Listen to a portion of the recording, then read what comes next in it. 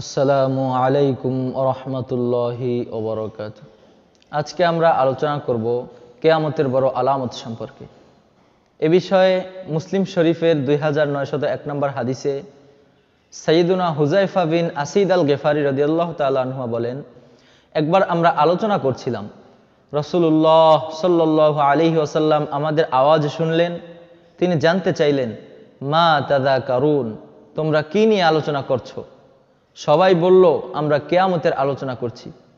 ইন্নাহা লান Takuma হাত্তা তারাউনা ক্বাবলাহা আশরা আয়াতিন, কিয়ামত সংগঠিত হবে না যতক্ষণ না এর পূর্বে 10টি আলামত প্রকাশ পায়। এই বলে তিনি একে একে 10টি আলামত উল্লেখ করলেন। তিনি বললেন, 1 ধোঁয়া, 2 দাজ্জাল, 3 দাব্বাতুল আরদ, 4 পশ্চিম দিকে সূর্যোদয়, 5 আসমান থেকে ঈসা আলাইহিস সালামের অবতরণ, 6 ইয়াজুজ মাজুজের আবির্ভাব, 7 প্রাচ্যে ভূমিধস, 8 পাশ্চাত্যে ভূমিধস, 9 জাজিরাতুল আরবে ভূমিধস, 10 ইয়েমেন থেকে প্রকাশিত আগুন, যেটি সকল মানুষকে হাসরের ময়দানে সমবেত করবেন। কিয়ামতের বড় আলামত সম্পর্কে হাদিস শরীফে আরও বিভিন্ন আলামত পাওয়া যায়। 1 নাম্বার, ইমাম মাহাদির আবির্ভাব। কিয়ামতের পূর্বে পৃথিবীতে যখন জুলুম, ফাসাদ, নাফরমানি ব্যাপকভাবে ছড়িয়ে পড়বে, তখন ইমাম মাহাদির আবির্ভাব ঘটবে। তার নেতৃত্বে গোটা উম্মতে মুসলিমা একত্রিত হবে। তিনি গোটা পৃথিবীকে ন্যায় ও ইনসাফে ভরে তুলবেন। এ বিষয়ে আবু দাউদ শরীফের 4285 নম্বর হাদিসে রাসূলুল্লাহ সাল্লাল্লাহু আলাইহি ওয়াসাল্লাম বলেন, আল মাহদিয়্যু মিন্নি আজলাল জাবহাতি আকনাল আনফি ইয়ামলাউল আরদা কিসতান ওয়া আদলান কামা মুলিআত জাওরান ওয়া যুলমান ইয়ামলিকু 7 সিনিন। মাহদি আমার বংশ থেকে আসবে, তার কপাল প্রশস্ত এবং নাক উঁচু হবে। তিনি পৃথিবীকে ন্যায় ও ইনসাফে ভরে তুলবেন, যেভাবে সেটি অন্যায় ও জুলুমে ভরে ছিল। তিনি 7 বছর রাজত্ব করবেন। 2 নাম্বার, দাজ্জালের আত্মপ্রকাশ। শেষ জমানায় দাজ্জালের আত্মপ্রকাশ ঘটবে। সে নিজেকে নিজে রব দাবি করবে। মানুষের ঈমান পরীক্ষা করার জন্য আল্লাহ তাআলা তাহাকে অনেক অলৌকিক ক্ষমতা দান করেছেন। দাজ্জাল সশরীরে আত্মপ্রকাশ করবে। এ ব্যাপারে এক প্রকার বিভ্রান্ত লোকেরা মনে করে দাজ্জাল কোনো সশরীরিক ফিতনা নয়, বর্তমান পাশ্চাত্য সভ্যতাই দাজ্জাল। এটি সম্পূর্ণ একটি মন গড়া ধারণা।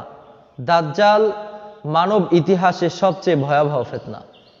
এ ব্যাপারে বুখারী শরীফের 7131 নম্বর হাদিসে রাসূলুল্লাহ সাল্লাল্লাহু আলাইহি ওয়াসাল্লাম বলেন, মা বুইসা নাবিয়্যুন ইল্লা আনযারা উম্মাতাহুল আ'ওয়ারাল কাযযাব ইল্লা ইন্নাহু আ'ওয়ারু ওয়া ইন্না রাব্বাকুম লাইসা বিআ'ওয়ারা ওয়া ইন্না বাইনা আইনাইহি মাকতুবুন কাফিরুন। যত নবী পৃথিবীতে প্রেরিত হয়েছেন, সবাই কানা মিথ্যুকের ব্যাপারে উম্মতকে সতর্ক করেছেন। মনে রেখো, সে কানা আর তোমাদের রব কানা নন। তার 2 চোখের মাঝে কাফের লেখা থাকবে। এখানে রাসূলুল্লাহ সাল্লাল্লাহু আলাইহি ওয়াসাল্লাম মিথ্যুক বলে দাজ্জালকে বুঝিয়েছেন। 3 নাম্বার, আসমান থেকে ঈসা আলাইহিস সালামের অবতরণ। তিনি সিরিয়ার দামেস্কে অবতরণ করবেন। তিনি এসে দাজ্জালকে হত্যা করবেন। এ ব্যাপারে বুখারী শরীফের 2222 নম্বর হাদিসে রাসূলুল্লাহ সাল্লাল্লাহু আলাইহি ওয়াসাল্লাম বলেন, ওয়াল্লাযী নাফসি বিয়াদি লা ইউশিকান্না আইয়ানজিলা ফীকুম ইবনু মারইয়ামা হাকামান মুকসিতান ফায়াকসিরাস সালিব ওয়া ইয়াকতুলাল খিনজির ওয়া ইয়াদআল জিজিয়া ওয়া ইয়াফীদুল মালু হাত্তা লা ইয়াকবালহু আহাদুন। সেই সত্তার কসম যার হাতে আমার প্রাণ, সেই সময় সমাগত যখন ঈসা বিন মারিয়াম আলাইহিস সালাম তোমাদের মাঝে একজন ন্যায়পরায়ণ শাসক রূপে আবির্ভাব হবেন। তিনি ক্রুশ ভেঙে ফেলবেন, শূকর হত্যা করবেন এবং জিজিয়া রহিত করবেন। আর তখন সম্পদের প্রাচুর্য এত বেশি হবে যে নেওয়ার কেউ থাকবে না। 4 নাম্বার, ইয়াজুজ মাজুজের আবির্ভাব। কিয়ামতের আগে ইয়াজুজ মাজুজের আবির্ভাব ঘটবে। তারা ইয়াফেজ বিন নূহ আলাইহিস সালামের বংশধর। তারা পৃথিবীতে এসেই বিপর্যয় সৃষ্টি করবে, মানব জাতিকে নির্বিচারে হত্যা করবে, ক্ষেত খামার ধ্বংস করবে। তারা এখন বাদশাহ জুলকারনাইনের নির্মিত দেয়ালের ওপারে আটকে পড়ে আছে। এ ব্যাপারে কুরআনে সূরা কাহফের 94 নম্বর আয়াতে আল্লাহ তাআলা বলেন, قالوا يا ذا القرنين إن يأجوج ومأجوج مفسدون في الأرض فهل نجعل لك خرجا على أن تجعل بيننا وبينهم سدا। তারা বলল, হে যুলকারনাইন, ইয়াজুজ মাজুজ দেশে অরাজকতা সৃষ্টি করছে। আপনি বললে আমরা আপনার জন্য কিছু কর ধার্য করব, এই শর্তে যে আপনি আমাদের ও তাদের মাঝে একটি প্রাচীর তৈরি করে দেবেন। কিয়ামতের পূর্বে বাদশাহ যুলকারনাইনের তৈরি এই দেয়াল ভেঙে যাবে, তারা দলে দলে লোকালয়ের উপর হামলে পড়বে। এ ব্যাপারে কোরআনের সূরা আম্বিয়ার 96 নম্বর আয়াতে আল্লাহ তাআলা বলেন, وَإِذَا فُتِحَتْ يَأْجُوجُ وَمَأْجُوجُ وَهُمْ مِنْ كُلِّ حَدَبٍ يَنْسِلُونَ। যখন ইয়াজুজ মাজুজকে ছেড়ে দেয়া হবে আর তারা প্রতিটি উঁচু ভূমি থেকে দ্রুত নেমে আসবে। 5 নম্বর, কাবা ধ্বংস করা। কিয়ামতের আলামতের অন্যতম একটি আলামত হচ্ছে পবিত্র কাবা ধ্বংস হওয়া। এ ব্যাপারে বুখারী শরীফের 1596 নম্বর হাদিসে রাসূলুল্লাহ সাল্লাল্লাহু আলাইহি ওয়াসাল্লাম বলেন, ইউখাররিবুল কাবা যু সুওয়াইকাতাইন মিনাল হাবশা। হাবশার অধিবাসী জনৈক ব্যক্তি কাবাঘর ধ্বংস করবে, তার উভয় পায়ের নলা হবে সরু ও হালকা। এ ব্যাপারে বুখারী শরীফের 1595 নম্বর হাদিসে রাসূলুল্লাহ সাল্লাল্লাহু আলাইহি ওয়াসাল্লাম আরো বলেন, কাআন্নী বিহি আসওয়াদা আফহাজা ইয়াকলাউহা হাজারান হাজারা। সরু নলার সেই কালো লোকটিকে যেন আমি চোখের সামনে দেখতে পাচ্ছি, যে কাবা ঘরের প্রতিটি পাথর খুলে ফেলবে। 6 নম্বরে, ধোঁয়া প্রকাশ পাবে। ধোঁয়া প্রকাশ পাওয়া কিয়ামতের বড় আলামতের একটি আলামত। এই ধোঁয়া পূর্ব থেকে পশ্চিমে ছড়িয়ে পড়বে এবং কিছু সময় পৃথিবীতে থাকবে। কুরআনুল কারিমে সূরা দুখানের 10 এবং 11 নম্বর আয়াতে আল্লাহ তাআলা বলেন, ফারতাকিব ইয়াওমা তা'তিস সামাউ বিদুখানিম মুবিন ইয়াগশান নাসা হাযা আযাবুন আলীম। অতএব সেদিনের অপেক্ষা করো যেদিন আকাশ স্পষ্ট ধোঁয়ায় ছেয়ে যাবে, যা মানুষকে ঢেকে ফেলবে। এটি এক যন্ত্রণাদায়ক আযাব।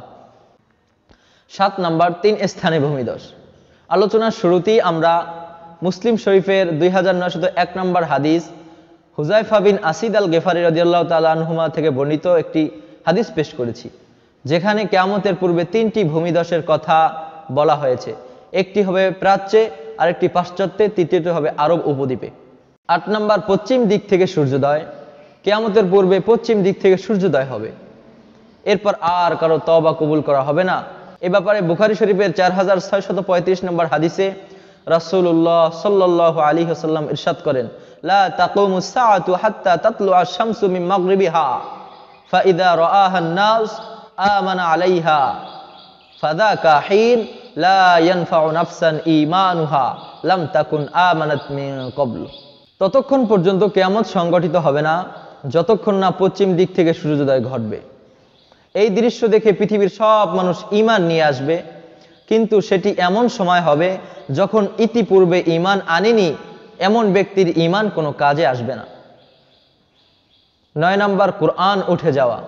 কিয়ামতের পূর্বে কুরআন উঠিয়ে নেওয়া হবে। এ ব্যাপারে সুনানে দারিমির 3386 নম্বর হাদিসে রাসূলুল্লাহ সাল্লাল্লাহু আলাইহি ওয়াসাল্লাম বলেন, লা ইউসরায়ান্না আলাল কুরআনি যাতা লাইলা ওয়ালা ইউতরাকু আয়াতুন ফি মুসহাফ ওয়ালা ফি কলবি আহাদিন ইল্লা রুফিআত। এমন এক রাত আসবে যখন কুরআনের সবগুলো আয়াত তুলে নেওয়া হবে, কোনো মুসহাফে কিংবা কারো অন্তরে একটি আয়াতও থাকবে না।